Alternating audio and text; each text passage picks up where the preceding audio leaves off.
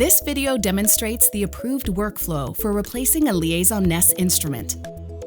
Instrument replacement is initiated by technical support following evaluation of a reported hardware or software issue.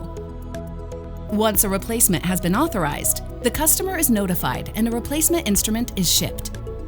To prepare your existing instrument to be returned, begin by removing any LIAISON NES cartridges and consumables according to standard biosafety procedures. Power down the existing instrument and disconnect all power and accessory connections.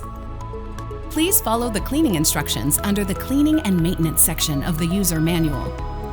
Carefully package the instrument to be replaced using the shipping materials and return instructions provided with the new instrument package. The instrument to be replaced will be returned using the same shipping box. The return label and shipping instructions will be included in the box.